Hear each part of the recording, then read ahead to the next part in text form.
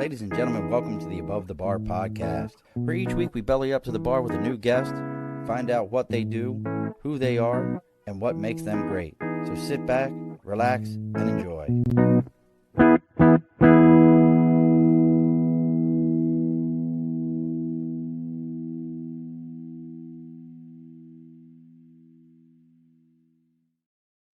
Alrighty, folks, welcome back to the Above the Bar podcast. It is January 1st. We're going to do a show first of the year. We're getting it all out there. We're making it happen.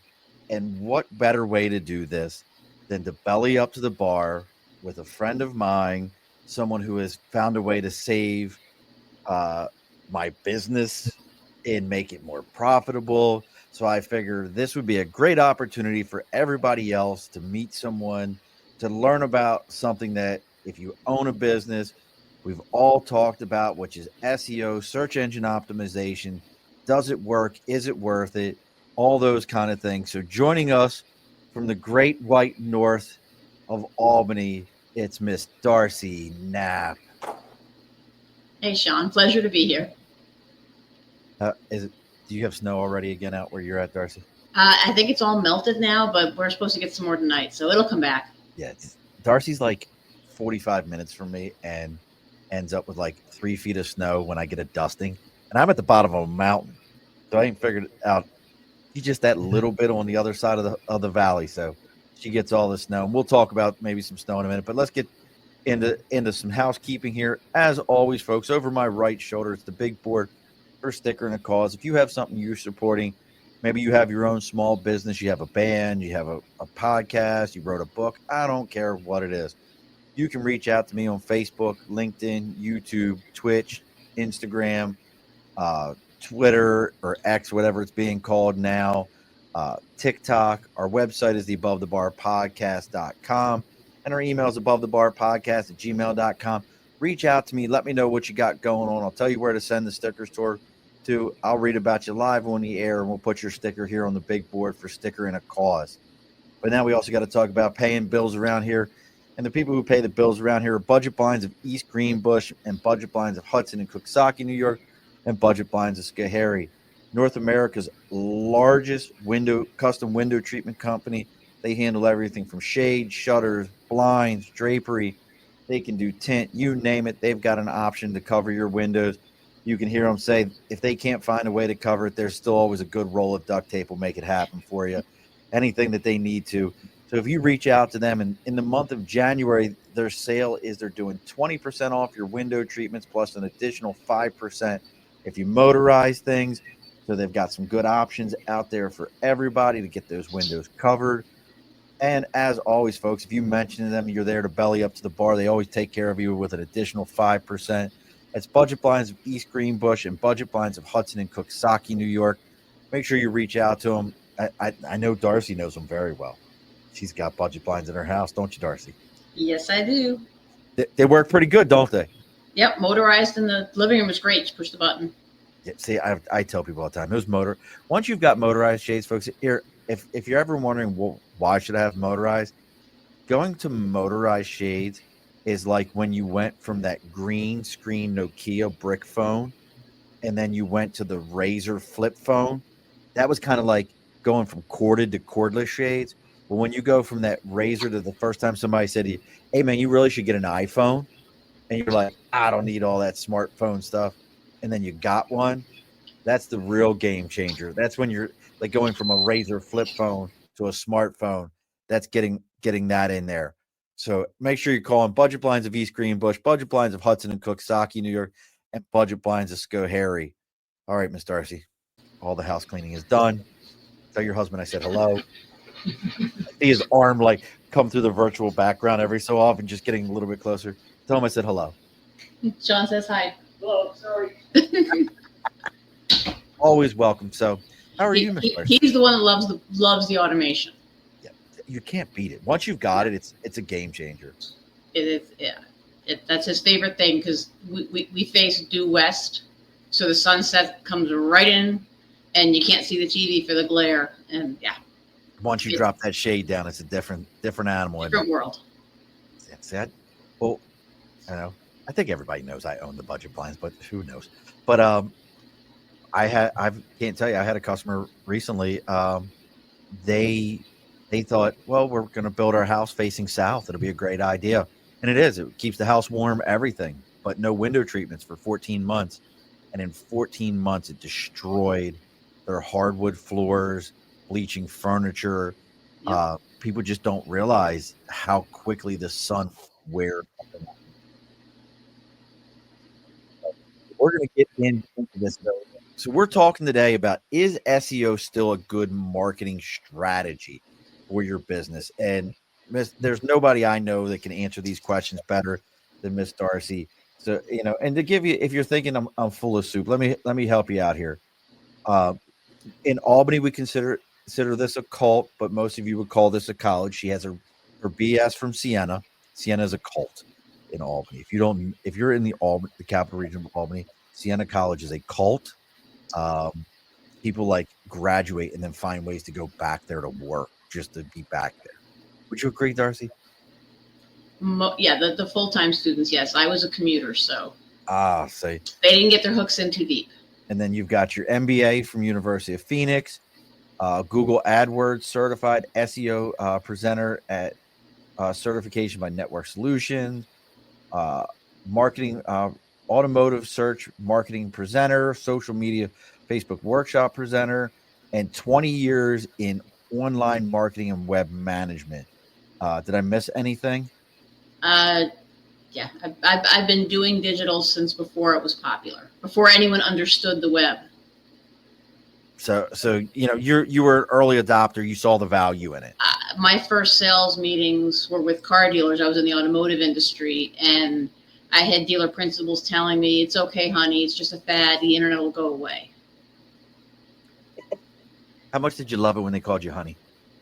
Oh, that's the gentler words. Yes, car dealer.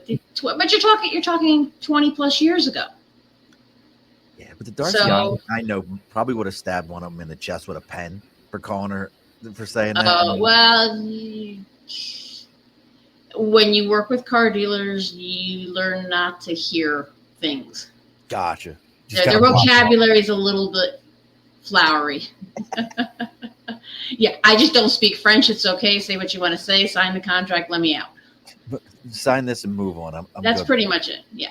Fair enough. Let me help you sell some cars because you don't understand where the next generation of car sales is coming from. They get it now. They didn't get it 20 years ago. Well, now it's their entire business model. They have salespeople that are specifically dedicated to you clicking on something and calling you up and getting you to come in. That's their only world. So you early adopter, but I help people understand, what is SEO? So SEO is a process by which you're gaining credibility with the search engines. And in this case, we focus on Google because the percentage of the world that uses Yahoo and Bing and DuckDuckGo and Dogpile and all the little teeny tiny search engines and AOL all add up to less than 5% combined. Wow. So we target Google. Google's got more than a 95% market share. So you want your advertising dollars pinging those 95%ers that are going to be your next customer. SEO is not dead. It's very different. What do you mean? So SEO, if you go back 20 years when I started doing SEO, getting on page one was all that mattered. And all you had to do to get on page one was put your ducks in a row, put the right words in your meta, and poof, you're on page one and you got 90% of the traffic. Today, page one doesn't exist on a mobile device. There is no organic listings on page one. You put up a search, page one on a mobile device is paid ads.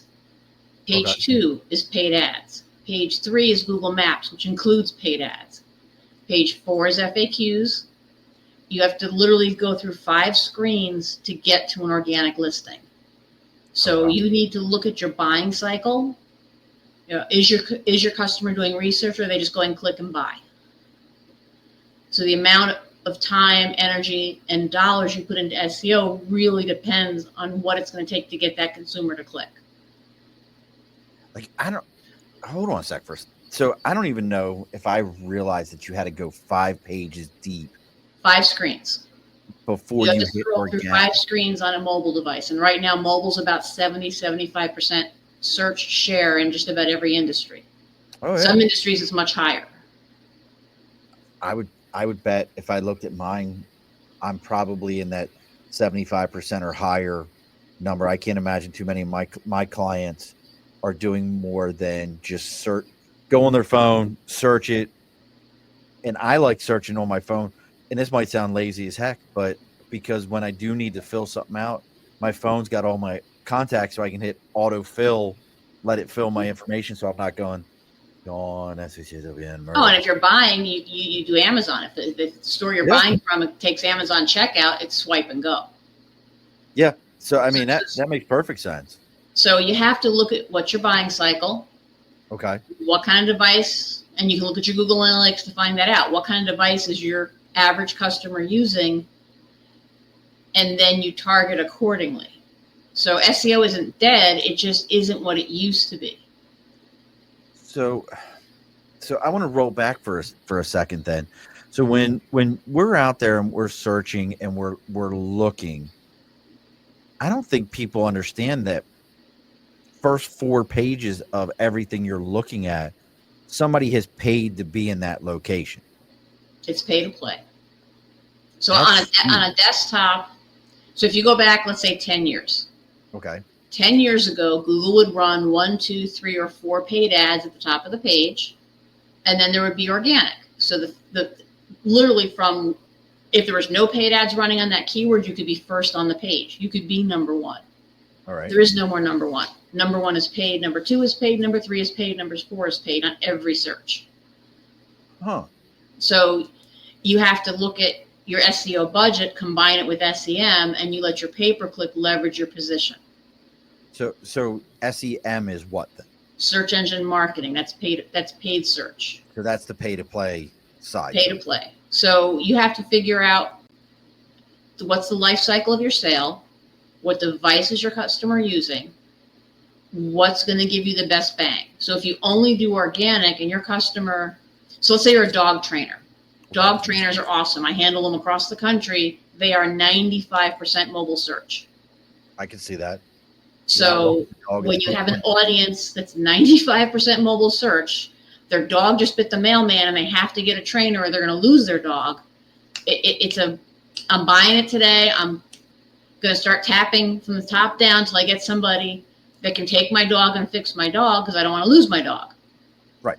Okay, so when you look at the Google landscape, dog trainers is a big category. There's a lot. There's no licensing. To call yourself a dog trainer, you just need to call yourself a dog trainer. There's no governing body. Okay. So you've got a lot of competition. I don't think I knew that. Oh, yeah. So now let's say you want to run ads. Google has the Google Guarantee program. Those ads run first, positions 1 and 2. Then Google Paid. Those are the next 4 positions. Then Google Maps, which can have a paid ad. So now you're 3 screens deep in paid before you get to anything else. Not to mention you also have e-commerce. So if you're selling dog training products, Google Shopping's on page 1. Little squares that you can tap and buy things. So there's so much placement on page 1, page 2, page 3 for paid ads. You have to hope like hell that person's going to scroll down. And in most cases, they just got to get the dog to not bite the mailman again. Yeah, they're just looking for that first couple. So pausing this for a second. So going back to somebody who, if you do own a small business, and look, folks, I'm talking with Darcy Knapp. If you're curious of what Darcy's got and you want to talk to her, I've sent plenty of people over to have conversation with her. You can go to SEO, just like the letters, SEO, web mechanics with an S at the end of it.com. And Darcy's happy to sit and talk to you and explain things to you. Oh God. See, and then you can get things like this, and Darcy helps me avoid them, where people, want to manage my channels or reach out and all that. But any unsolicited request to sell you anything, just delete. I don't care if it's a text. I don't care if it's an email. If it's someone you do not know, do not even answer. It's not. It's not. The juice isn't It's worth not the real. squeeze. It's not real. Yeah. So, but going back to this for a second. So, as a, I don't know what makes is I'm more curious about as a consumer. You know, should we be concerned then that the first several pages of our search are people paying to play? Should that concern us as a consumer? Yes and no. I mean, it makes for an awful consumer experience if you've got a fake person out there, but there's very few fake people that can run ads because Google is all over verification. You have to verify your business. You have to verify your identity. I mean, you're not going to be a scammer placing a Google ad. That's why the scammers are calling you and sending you text messages. Gotcha. Yeah, the big concern is look at the reviews. So you're going to go hire the plumber, the lawyer, the attorney, the dog trainer, whatever you're going to hire. Look at their reviews. I don't care if they've got the ugliest website. If their customers are willing to write reviews with their name on them, that's what you're looking for more than anything. And you have to look at the nature of search. So, I mean, 65% of all Google searches, and you're talking 8.5 billion searches a day worldwide. How many searches a day? 8.5 billion worldwide. 65% don't result in a click. They're not going to your website. They're doom scrolling for. They're just getting a phone number. Okay. You have to remember, Google is the yellow pages now. When was the last time you got a new phone book? Way before COVID. Yeah, I don't print them anymore. Yeah, no, I couldn't tell you the last time I even thought about a phone book. Is that even a? Somebody told me that there's still a yellow page. That's a weird one. Just a complete left turn for a second. Like, how did the yellow pages miss out on being the search engine? How is that possible? They weren't smart enough to. They had such big egos that they're the yellow pages. They don't need to be anything else. They have yp.com and nobody goes there. Yeah, that's a wild one. Just as I'm thinking about it, just from that comment, I'm thinking, how is it possible that what growing up as a kid was such a powerful entity in our lives? That book showed up and you knew how to search it, and people, we name our businesses. So that's why, if you didn't know it, folks, there's so many businesses that are AA or A+ or triple A. It was so you could be at the front of the phone. As a salesperson in the 80s, my back seat of my SUV was full of phone books. You took them with you. Yeah. Now, this is my phone book now. It goes with me everywhere. Yeah. And it takes up a lot less space. Absolutely. And you put it in an OtterBox so they can get wet. Those phone books, when they got wet, you had a mess. Like, oh God, especially if it was a rainy day and they put your phone book out. Somebody was mad as could be because the whole front of the thing was all gooped up and everything. Or people steal pages out of it, and now you don't have the information. Oh, that's like in the old TV show. Somebody would rip the page out of the phone book in the phone booth. So then, what? Since you have to look at Google. You have to look at the search engine as the yellow pages. Okay. So people are using it for addresses, they're using it for phone numbers, they're using it to look at reviews the way they used to look at big full page ads. Less than 35% will actually click on anything that includes paid ads. I mean, they're not using it to click, they're using it to get their data. And it gets even worse. 50% of the people doing the search are talking to their device. They're not typing. Yeah, that's me. So that changes the whole vernacular of search. How does that change? Okay, so your pipes just burst. Okay. What are you asking your hand compared to what would you have searched for on Google? On Google, you would have just searched for a plumber if you were typing it in. If you're talking to your hand, I need an emergency plumber that can repair a pipe right now. Yeah, you're giving it a full conversation. Oh, yeah. So when you look at SEO, it's a totally different animal. When you look at optimization, totally different animal. Now what you have to do on your website is create those questions so you got a shot at pulling up on the FAQ section of Google with the question and the answer. I didn't even think about that. Mobile's changing everything. That's such a difference when you think about it like that. Hey Google, send me blah blah blah blah blah. Blah. Oh, I see mine's. Yeah, it's not pizza near me. It's where can I get a New York style calzone? And if you've got the search words in your website and you've got it going on, you're going to get that search. And people don't care if you're 40 minutes away or 30 minutes away or next door. If you've got what they want, they're done searching. Yeah. So what about for somebody, those of us that are out there and we're putting SEO and SEM together, for you and in your industry, are you seeing any shifts where, like, I catch myself doing this and I don't know why I do it. When I see the word sponsored, I ignore it. Oh, I can tell you why. Why? Okay, so go back 20 years when search engines were young, and you clicked on one of those ads and your desktop got covered in pornography. Oh, yeah. Or worse, you got that virus that put all the pop-ups on your computer that you couldn't get rid of. Yes. That's before there was any kind of security. Like I said, Google, you want to run ads today, you got to verify your business. You got to put your driver's license in, verify yourself as a person, give them your firstborn and your bank account. Get through it all, you can run ads. It's a very different world. And then the Google police will then police your ads. So depending on what you're trying to advertise, personalized health, you get flagged. I got a dentist, her ads get flagged every time. She's a dentist. There's nothing scary. It is what it is.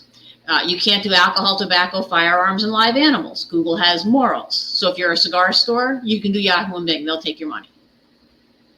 Interesting. Well, remember, I was getting ones flagged for political, and I wasn't doing anything political whatsoever. No, but all it takes is one of your guests to use a word that gets mistaken for something political, and all bets are off. Yeah, they'll do it again.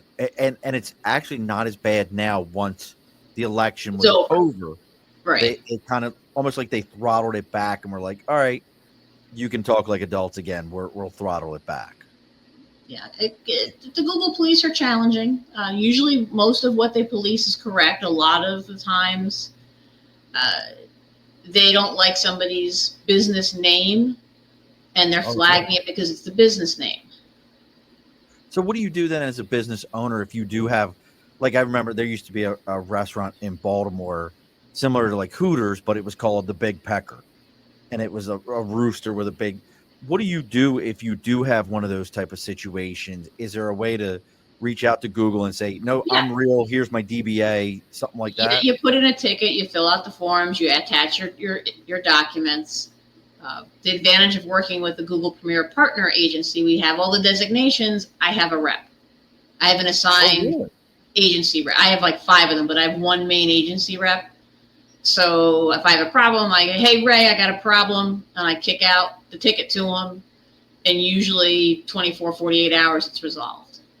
That's interesting because you hear that sometimes for those of us that have used other agencies or using agencies, you'll hear them say like, hey, I know you're used to dealing with Facebook and putting an ad out there and it gets kicked back. We have direct contact. Is that... Well, Facebook now, anyone can get direct contact. They'll talk to anyone. Really? Google, yeah. Google has a $3,500 a month threshold. If you're not spending at least $3,500 a month, you're not going to get a rep assigned. You're just going to get whoever answers the phone. But they will talk to you. The Google Ads department, you get a lower echelon player, but you can talk to anyone. Any advertiser can talk to Google. But they'll talk to me then. It's not scary like it was during COVID. You can actually talk to people again. Adults talking to adults? Well, yeah, they're in third world countries and they may not be adults, but okay. All right, we'll go with it. It's good enough. But you can get a person on the phone. So then, if somebody... I mean, the whole point of using an agency versus doing the DIYers, the do-it-yourselfers, if you think you can manage it yourself, great. Pay me for an hour, let me clean it up. Because I guarantee you're taking Google's recommendations to heart and saying yes to them. And those recommendations are only there to blow your budget out. They're not there to get you more business. Folks, and I will speak for Darcy as a customer and a friend, that I was that guy that I was like, yeah, I got my Google optimization at 99.9% or 100%. And realizing that it just was like, hey, you can get another 3,000 impressions if you raise this budget by $20 a day. And in your mind, you're like, $20, that's not bad. Oh, wait a sec. I just blew $600 just for more impressions. It doesn't get you anywhere. I would probably tell you, honestly, my optimization score now is probably like a 75, 79. It's not very high for what Google wants, but I get better results and better contacts. And I know my contacts are real. But let's talk about that DIY person for a second. They're like us on the podcast side, where it's like, hey, I don't really have a monster's budget. I'm trying to build something. What are some of the things from an SEO standpoint, or even SEM, if they want to go that far, that you would say for a DIY, person who's trying to do these things, that they can do to protect themselves and not blow their budget out? So let's look at SEO first. If you're a local small business, as long as your site's properly tagged, you don't need to spend any money on a monthly basis for SEO. You don't need it. You're throwing money away. No. Now, when you say properly tagged, what do you mean? So we look at metadata, which is behind each page. It's not a very expensive process to undergo to have a professional do it, or you can do it yourself. There's plenty of online videos. Go on YouTube and type in how to optimize my website. They'll give you lots of tutorials, free. Yeah, you might not do a great job, but you'll do a good enough job. So if you're the guy in Albany and you're selling plumbing supplies and you put into your metadata plumbing supplies Albany, you'll show up. Make sure you put New York, because there's 7 Albanys across the country. You'll end up in Albany, Georgia. Yeah, you're not going to beat Home Depot. You're not going to beat Curtis Lumber, but you'll be on that page somewhere. Yeah. It'll at least get buying links and buying blog content and trying to build your SEO is not going to change. You're still never going to beat Home Depot. You're still never going to beat any of the big players. The big boxes, because of the way the Google algorithm has been since the last 5-6 years, the big boxes are coming first. You're not going to beat Amazon. You're not going to beat Walmart. Stop trying. Don't play that game. You have to look at your industry. So segue out. So my business is SEO web mechanics. I look at myself as the mechanic. Let me do the diagnostic. Let me give you the recommendations. If you don't want me to do it, you want to do it yourself, that's fine. But at least let me point you in the right direction. Because most people get pointed in the wrong direction and end up spending 20, 30, 50% too much on their SEO or on their SEM, and they don't get the results they think they should for what they're spending, and they're not. They're not going to get the results because it's not being done right. Well, that goes into another subject when you talk about not being done right. There's a lot of companies out there, and Darcy's probably seen other financial models for them, but I know some of the models I've seen where they'll tell you, hey, we'll set up your SEO, SEM, we'll set it up for you, we'll get it all situated. You're going to pay us anywhere from $500 to $1,000 a month plus 10% of your ad spend. And what that means, folks, if your ad spend is $10,000 a month, you're going to pay them an additional $1,000 a month. And then what you have to understand, though, and I would love to hear some more your feedback on this, is one of the things I learned is having someone like a Darcy or whoever else you find. Listen, I think she's the best at it that I've ever seen, but having somebody else that can go in and look at your stuff and diagnosis will make a big difference. But some of these companies, you correct me if I'm wrong, that ad spend is based most times on impressions, correct? No, your ad spend is dollars spent. Okay, but they spend the dollars based on impressions, I thought. But how does that part work? No, okay, so Google, Yahoo, Bing, it's all a pay-per-click environment. Okay. So your ad spend, if you're going to spend $10,000 a month, the average agency fee is 20%. So you're going to give the agency $10,000. They're going to give Google $8,000 and spend it as quick as they can. So they can come back to you and say, give me more, because they get 20% of every time they can get you to give them more money, they get a raise. It's amazing how that works, isn't it? That's again, blame the yellow pages because they're the ones that started it. They just didn't do well with it because they don't pay attention to the details. They don't learn the business. The bigger companies, not only do they get those hefty fees, but your ads are being run by some third world country person in Manila or the Philippines, and they don't know your business. And they don't know your area or your footprint.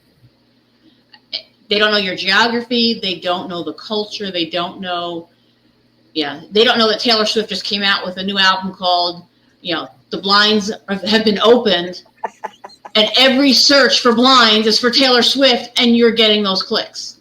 Right, and you're paying for Taylor Swift's clicks. Yeah. Right. So you have to have somebody understand who you are, what you do, where you're located, and what is your ideal customer looking for. So it's really not very cookie cutter at all. No, everybody's different. So you can go back to my dog trainers. Like I said, I handle dog trainers in probably all 50 states at one point. Oh, wow. And very common. Dog training, dog trainer, dog obedience, canine training. Top level keywords. But you have to do exact match. Google will tell you to do broad match, get more reach, get more frequency. You're going to get served on anything with the word dog in it. Right. Yeah. Dog watch, dog t-shirt, dog commands. Where can I buy dog food? All of a sudden your ads are running and people are stupid. They just click because you were first on the page. They don't read, they just click.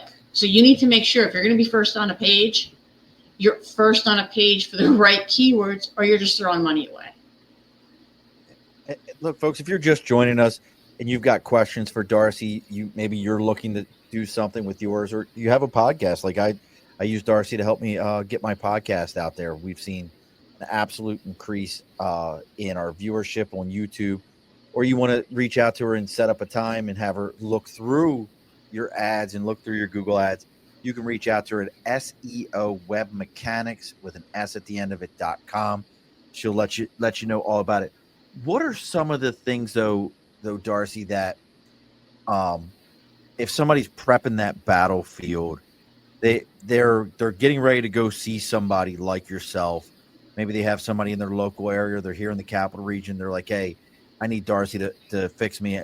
I'm jacked up like a football bat right now, and I need somebody to fix me up here. What are some of the things they can do to prep the battlefield to make their own lives easier, which in turn makes yours easier? Usually on a first meeting, we're going to sort that out. What should they already have in their pocket? They should know where their domain is. Who owns it? Do you own it? Does your web company own it? You should own your asset. Where's your hosting? Again, do you own it? Does someone else own it? Where is your Google ads? Do you own it or does somebody else own it? Most of those third-party companies, they own your account. You leave them, they cut you off. You can't take your keywords with you. You can't take your account history with you. It's kind of important to know what you have going on. Who owns your website? Are you leasing it from a third party or do you actually own it? Darcy, who owns my website? Do you don't own your website. The corporate, the podcast site you own. Okay, I'm just checking. Yeah, your corporate site is owned by Budget Blinds. You don't own that. The corporate site. I was just making sure I own this one. I wasn't. Yeah, you own yours. You have your own hosting account. You own all your. I don't want to own anybody's crap. I just had to double check. It's the worst paperwork to have to slog through. I'm not a fan of paperwork, but the worst is a dead webmaster that owned all your crap. And then you got to try to get it back. Oh, it's not fun. Oh, like when you say dead, like physically, like dead. Yeah. Like croaked over. Yeah. And then you got to get driver's license, passports, corporate paperwork. You got to go to jump through hoops. Thank God it was GoDaddy. At least it was USA based people to get your domain back because it's in his estate and you can't get it. Oh, okay. You can't even renew it. So you're saying this like this has happened. Yeah. You need to own your own crap. So that kind of like sidebar here as I'm thinking about this and you're saying things like that. Is there a way, like, what am I thinking of here? Like, is there I know GoDaddy, you can get your websites and all that. And I know you've built mine and you put my stuff together, but is there like a one-stop shopping for any of those kind of things? Yeah. So you can go to whois.com and they'll tell you where your domain is registered, when it expires, where is it registered, when does it expire, and it'll give you your name servers. Then you have to go to what'smydns.net. Here, I'll put that in the chat. What's my Let's see. So I'll add that to the group chat. Yep, I put them both in chat. What'smydns.net will give you more data. It'll give you your MX records, which is where your mail lives. It'll give you your A record. That's where your hosting lives. There's a lot of public information out there. That's where all these spammers are getting your phone number to send you all those emails and texts. It's just public information.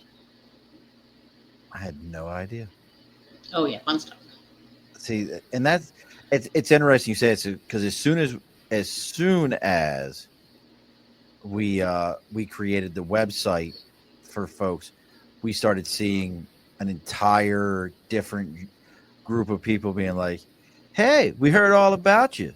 We'd really be interested in knowing more. How do we do? And I'm like, where the hell do these people come from? Like, yeah, and the email addresses are .ru and .pr. Yeah, no, they're scammers, and they've never looked at your website.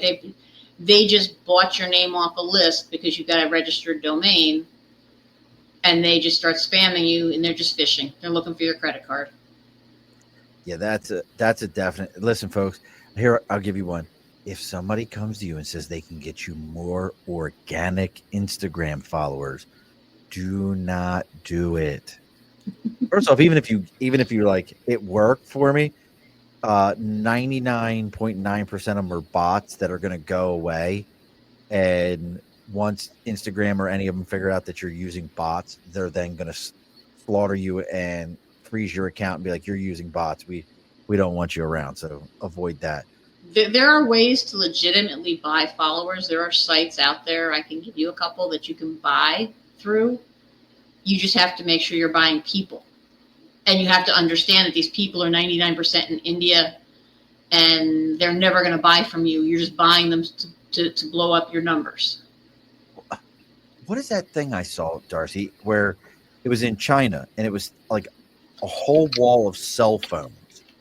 And it was like they had one controller, and they were logged into a bunch of sites, and somehow they were able to be like, well, they're just scamming. They're just trying to scam. That's a whole. So when you look at the internet overall, the biggest industry coming out of this year right now for growth is hackers. It's a $1 trillion industry. With a T? With a T. Oh my God! Why am I going to work every day? What am I doing wrong? Well, you have to have a whole, fleet of people in North Korea or China that do nothing but send out those spam emails and hope to get a fish on the line. Listen, I'm $1 trillion. $1 trillion industry. Yep. Darcy, that's crazy. $1 trillion. You know that prince in Nigeria? He made a few $1 billion last year. That dude was amazing. The prince in Nigeria. Does that one still go out? That one? Yes. No. Yes, I've seen it in the last year. Yep. Listen, but what you're getting now are people who are getting their emails hacked, and so they'll hack your email, Sean, and they'll look at Sean's list of friends and family in the address book. Then their AI will read all of your emails and construct, and they'll send an email to me saying, "Hey, Darcy, this is Sean. I'm traveling this week. I need a gift card." My mom. Oh yeah. My mom just got the gift card scam, and she bought the gift cards. Hopefully, she didn't give them away. She did, and worse about it was, it started that she personally called Amazon about an issue, and it was an Amazon employee that took her information and passed it. Yeah, that's awful. And hopefully they can track it back. Well, what they said, and here's an FYI for everybody who's listening, if you've dealt with scammers before, if you go and you buy them gift cards and you give them the gift card number, there is nothing anyone can do. You did it, you purchased it, you sent it. She was able to protect her personal bank account information. The banks were like, nope, we got you covered. They did some things, but any of that gift card stuff, that's why they do it, folks, is the gift card or untraceable. it's a scary situation. So, and that kind of also, and I know we want to talk about SEO, but how then, if you are running these things, how do you protect yourself from companies that, you know, what's that? I'm trying to think of how it used to be presented to me. Like, you deal with these big monstrous SEO related companies. Like, The I'm average not, the average small business isn't dealing with the big companies. yeah, like you're not important. I'm not important enough to you because I'm too small. How do they avoid getting caught up in those cycles then? Look at the contract. When it's a 12-month no escape clause lock contract, you have a problem. Oh, When it's 90-day renewal signature required every time, that's just so the sales reps can come out and earn their commission. I mean, look at the contract terms. Look what you're going to be obligated to pay if you walk away. Look at the exit fees. You'll know right away if you're in the wrong place. yeah, those companies don't like me, Darcy. Oh, they don't like me either. I They take don't. a lot of their business. My contracts are all month-to-month terms. You want to leave me, just let me know. Well, they don't like me because when I've spoken to them and they're like, yeah, so it's 12 months. You're locked in with us, and we'll go ahead and take it. I'm like, yeah, I don't want your business. And they're like, what? I'm like, yeah, I'm not paying you for 12 months. I'll pay you month to month, and if I don't like it, I'm leaving. We don't do that. I'm like, okay, you don't get my business then. And Well, then there's a reason they don't do it. They don't do it because they want to take their commission up front. They want their commission every month. They've already spent it before by the time you get to your third month, it's all in their pockets. and they've And forgotten. the poor guy in India doing the work for $3 an hour doesn't know your business. I have one of my vendors right now that I deal with, that I do a ton with, and they tried to get me with this whole 12 month thing. I was like, Yep. I'm not giving you 12 months. And it was like magic when I just told them. And guess what, folks? There is no such a thing as 12-month guarantee. They're trying. If you ever have to do anything, they're like, it's guaranteed 12 months. You have to sign for 12 months. Tell them to go pound sand. I promise you, it'll be like magic. Then it'll go to, okay, 90 days. 90 days. No, I will either pay you this month, and if I don't like it next month, I'll get rid of it. And then they'll be like, fine, but we're going to change the terms, and be like, no, you're not. I want it like this. And it's like magic. They'll just be like, well, They'll cave. They'll be like, I'll talk to my manager. And if they don't cave on any of it, you did the right thing and you saved yourself in the long run. Yeah. And then you just call Darcy, and Darcy will fix it for you. And if you're talking to someone who has to talk to a manager who has to talk to his boss, you're paying a lot of commissions. Yeah, everybody's got their hand in somebody's pocket there. It's kind of a scary industry if you don't know what you're getting into. Yeah, well, all of this. Look, folks, we're talking about marketing. We're talking about SEOs. Is it still viable? Is it still a good option for people? I'm going to tell you it is. It's all a mesh system. That's the best way I can describe it. It's a mesh system. It all fits together.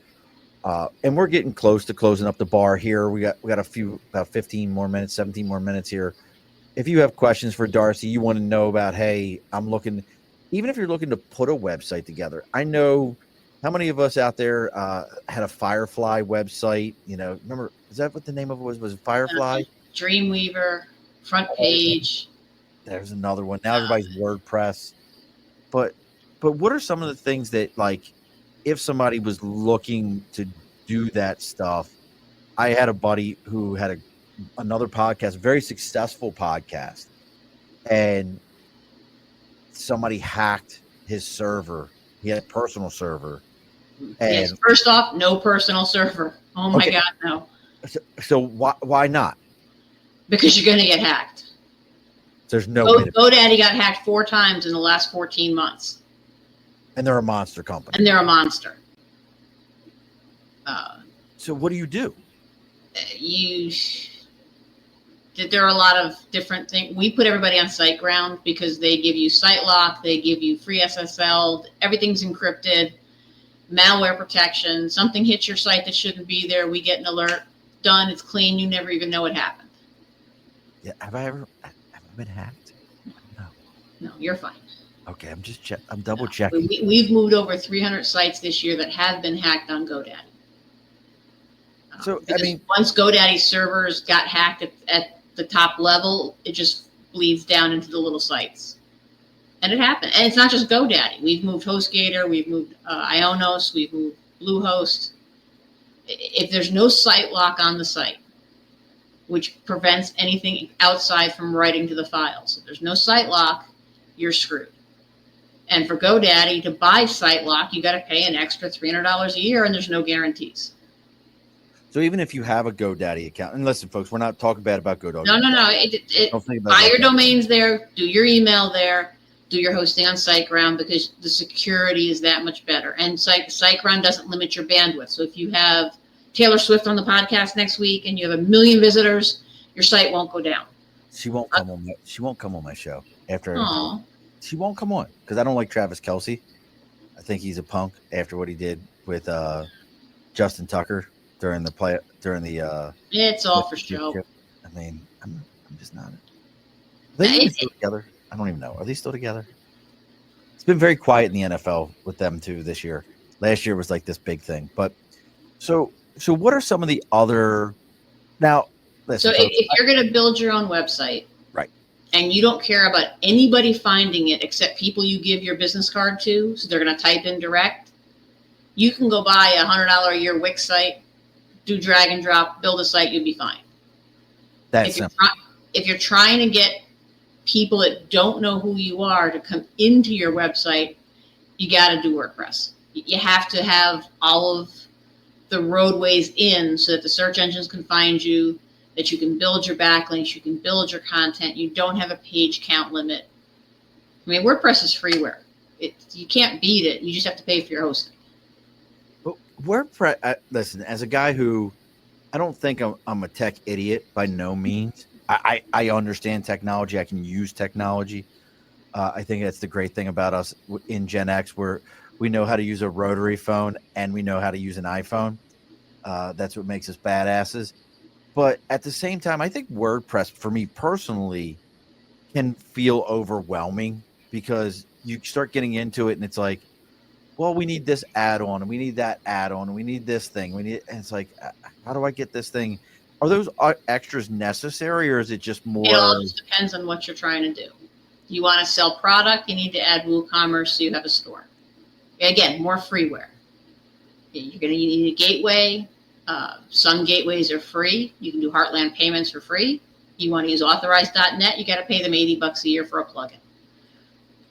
You want to use PayPal? PayPal's free. It all depends on what you need.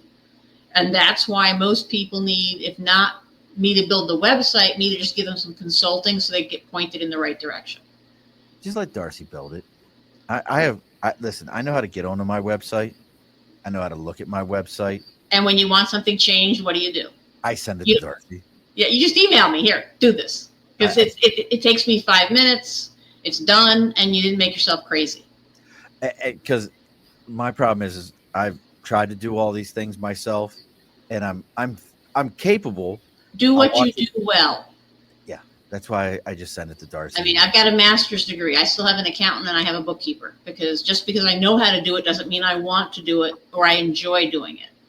Well, that whole bookkeeper and accountant thing, I try to explain that to people all the time when they're like, I do my number. I need to know all my numbers. Yes, you need to know all your numbers. 110% know all your numbers. But when it comes to a guy who can sit there and go, this is all I'm going to do all day. I understand tax law and I understand tax preparation. But my accountant always tells me, between my accountant and my bookkeeper, their job is to keep me out of jail and keep me. And I mean, it's blue collar jail, I guess. You just keep the IRS at bay. Yeah, they are the most evil organization. So, folks, again, check out what Darcy's got going. SEO Web Mechanics with an S.com. She can help you. Even if you're not in the capital region, you're one of my listeners and you're outside of the area. I know when Darcy and I first met, she talks about the dog trainer. There was some guy in like Arizona that she worked with getting like 250,000 impressions a month, some crazy number. And and able to keep his business going and keep his business running. If you want to plug him. I just remember it was like a dog thing out in Arizona. I actually have several of them in Arizona. Yeah. How did you get? I'm just curious now. How did you get You involved start in with one. You start with one, and again, I don't look for business. Business finds me, because once you understand that I am not the enemy, that I'm not just going to suck you dry and take your budget, that I'm actually going to fix what you're doing. The mechanic in me is going to clean up the mess, point you in the right direction, and make everything run on all 4 cylinders, 6 cylinders, 8 cylinders, turbo, whatever you got. We'll make it run. And that's half the battle. And then if you hire someone in-house that's going to take over the management, we'll train them for you. We'll charge you for the time, but we'll train them for you so that you're not going to lose your momentum. Well, we're one of the few companies out there that will educate you and or train your staff, because we want you to succeed. How many budget blinds are you up to now? 4 or 5 now? Half a dozen, maybe.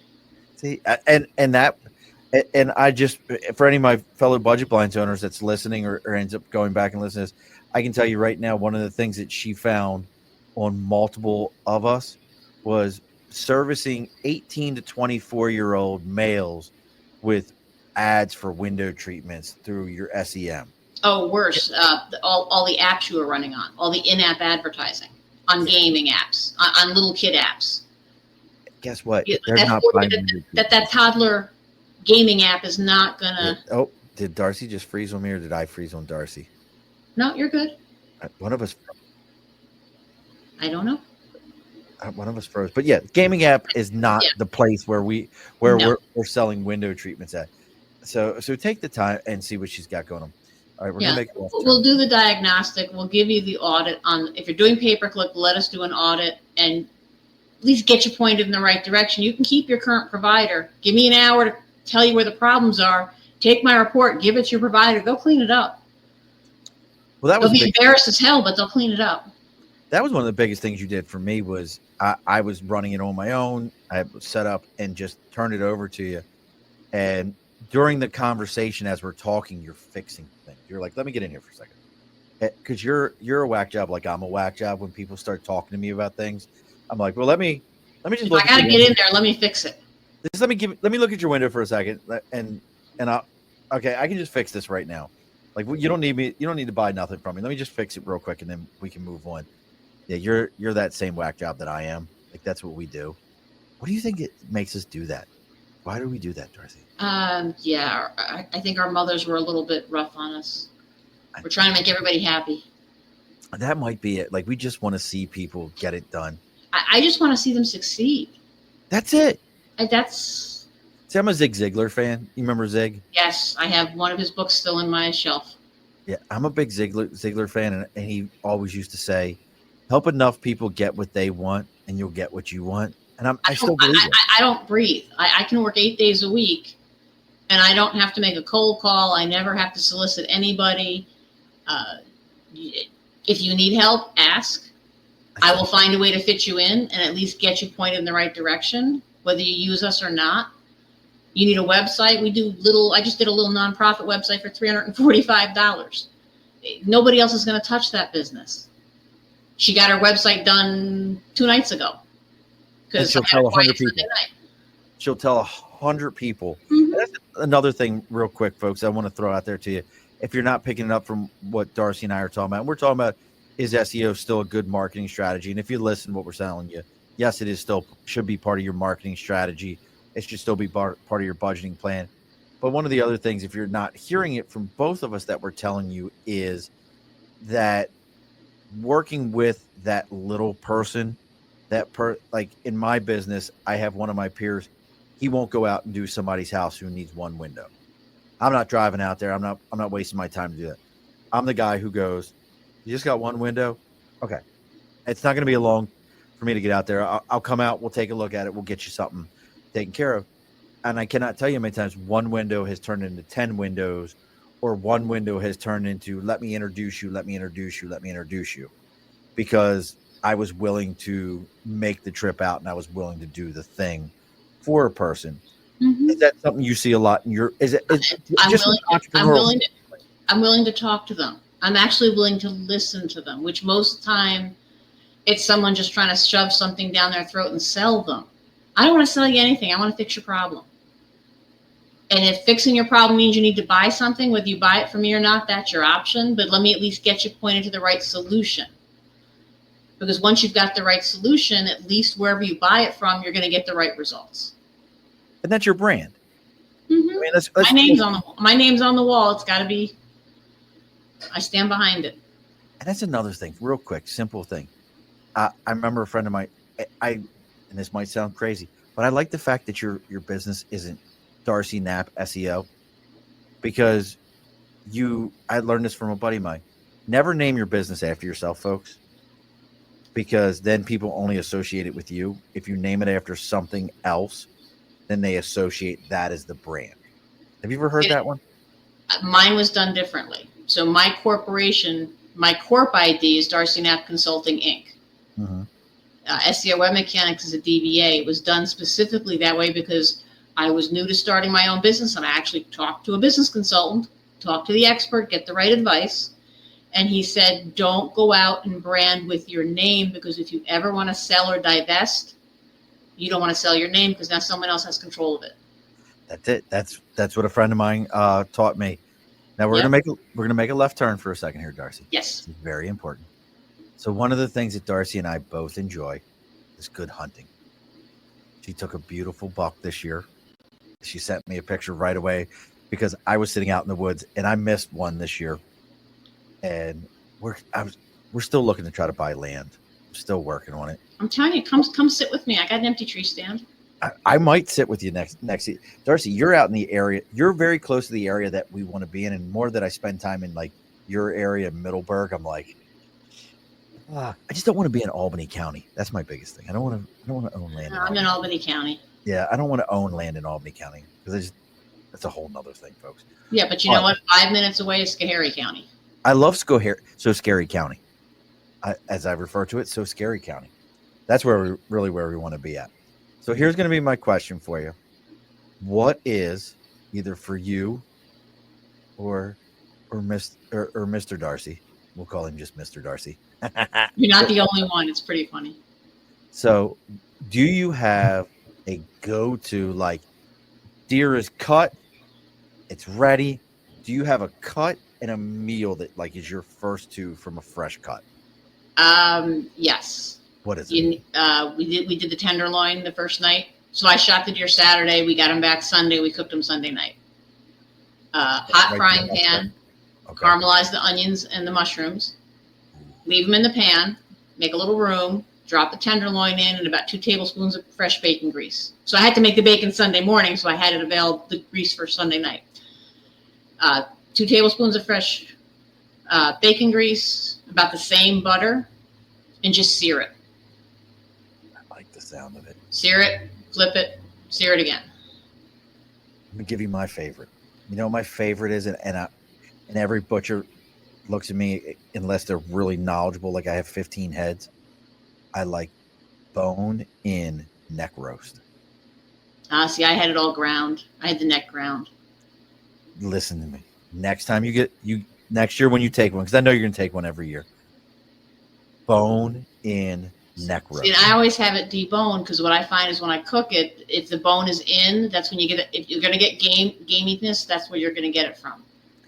I love a bone-in neck roast. I'll make sure to get one cut for you next time. Potatoes, carrots, everything. That's my favorite. That's our left turn for tonight, folks. We got to get a little bit of that in. We're gonna a little fresh garlic. Well, you want to get really off the Korean teriyaki, because it's got a little zing to it. Like bulgogi? I don't know. Hannaford Korean teriyaki. I don't know. Rice chopper, wherever it came from. But it's teriyaki with a little bit of like chili. It's got some heat to it. Just put a little over the top. Well, April won't let me forget. April won't let me forget, and I'll bring you garlic this year from the garden, because we got about probably a good 160 bulbs sitting out there. Oh my God! Right, yeah, we always have way more than we need. I probably still got a big giant bowl upstairs right now. We just constantly have way more than we need. Well, look, folks, as I always say, if you're finding me through Darcy or Darcy through me, take the time, like, share, follow, do all the things. I know it sounds cliche. I know it sounds like when your kids and your grandkids are watching videos and they're like, share, follow. Like, listen, hit those buttons. Following us on Instagram and YouTube and Facebook and all those kind of things really truly does make a difference for me. It makes a difference for Darcy. I almost said Narcy. For Darcy. If you want to know what Darcy's got going on, again, SEOwebmechanics.com. You can also find her on LinkedIn at Darcy Knapp. She's on there. She's very approachable, very easy to get a hold of if you're in the capital region and you just have questions about your stuff. One of the great things that I like about Darcy is if it's something that she doesn't know, she knows somebody in that field that she can reach out to and say, hey, I don't do a ton with Constant Contact and SMS, but let me introduce you to a guy who that's what he does, and he's really good with it. Know what you're good at, be really good at it, and then go from there. So Darcy's been phenomenal with me and being able to do those kind of things. I just realized something, Darcy. I didn't send anybody emails for next week. Coming up next week, if you're still listening to us, we have a gentleman named John Olson. He's the author of Stranger Bridgerland book series. He spent over 30 years interviewing and studying the paranormal. He's been on a lot of shows coast to coast. We're going to be talking paranormal stuff next week. And as you know, anytime I talk paranormal, my show's probably going to jack up. Things are going to happen. We're going to have issues on the show. And Darcy will have to try to fix it. And then she's just going to tell me, Sean, there's nothing wrong with your website. And I'm just going to tell her it's the ghost. So make sure you're joining us there. Now, Darcy, don't log off on us. We have to talk for 1 minute after the show here. Okay. And now, as we do on every episode, and I know, and see, Darcy gets to see these shows every week. I send them all to her so she can upload them for us. The guest always gets the final word in every episode. So what is our final word tonight, Darcy? Oh, a magic word? Whatever you want it to be. It's up to you. Shift happens. Alrighty, folks. Be sure to push your stool. This has been a Second Front podcast presentation found on Apple, Spotify, and wherever podcasts can be found.